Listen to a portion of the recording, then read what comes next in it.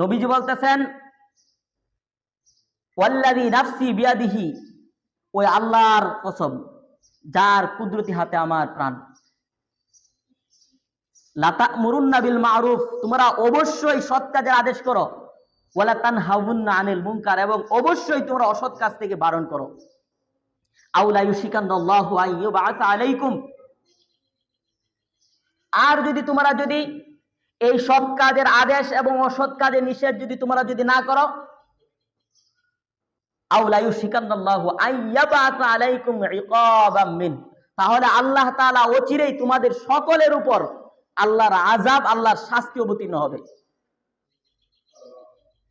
সুম্মা তাদউনাহু ফালা ইউস্তাজাবু লাকুম, অতঃপর তোমরা সবাই আল্লাহর কাছে দোয়া করবে, কাকুতি মিনতি করবে, আল্লাহকে ডাকাডাকি করবে, ফালা ইউস্তাজাবু লাকুম, কিন্তু আল্লাহ তাআলা তোমাদের ডাকে সাড়া দেবেন না। আল্লাহ রাসূল সাল্লাল্লাহু আলাইহি ওয়াসাল্লাম এই কথাটা কত শক্ত, কসম খায় বলছেন নবীজি।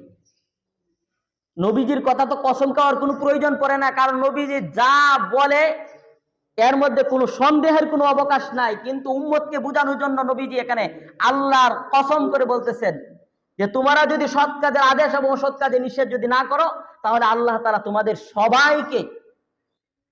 সবাইকে বলছেন, এখানে নির্দিষ্ট কাউকে বলে নাই, যেমনটা বলে নাই যারা গুনাহ করতেছে তাদেরকে আল্লাহ তাআলা আযাব দিবেন না, সবাইকে আযাব দিবেন। যে ব্যক্তিটা ফজরের নামাজ, আসরের নামাজ, 5 ওয়াক্ত নামাজ মসজিদে আদায় করতেছে, তাহাজ্জুদটা সহ আদায় করতেছে, হজ করে আসছে, যাকাত দিচ্ছে, সমস্ত ইবাদত করছে, কিন্তু তার মধ্যে সৎ কাজের আদেশ নাই, অসৎ কাজের নিষেধ নাই, আল্লাহর আযাব যখন সমাজের অবক্ষয়ের জন্য আসবে, তখন ওই হাজী সাহেবকে আল্লাহ ধ্বংস করবে, ওই ইমাম সাহেবকে আল্লাহ ধ্বংস করবেন। আর তখন হ্যাঁ, তবে দুনিয়াতে তো ধ্বংস করবেন, তবে আখেরাতে একটু ব্যবধান হবে।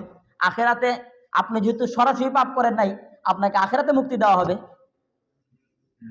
যেহেতু আপনি সরাসরি পাপ করেন নাই। কিন্তু দুনিয়াতে আপনার আল্লাহর আযাব থেকে আপনি মাফ পাবেন। আর আল্লাহর কাছে আপনি আযাবে যখন পড়ে যাবেন, যখন আযাব শাস্তি আইসা যাবে, তখন আল্লাহর কাছে দোয়া চাইবেন, তখন আল্লাহ কবুল করবেন না। এই জন্যই তো ছেলেটা কথা শুনে না, হাইরে কত খতম, কত দোয়া, কত কিছু করি, ওই ছেলে আর মানুষ হয় না, কত তাবিজ কবজ, কত পীর ফকির, অভাব নাই দৌড়াদৌড়ির, কিন্তু ছেলেটা আর মানুষ হয় না।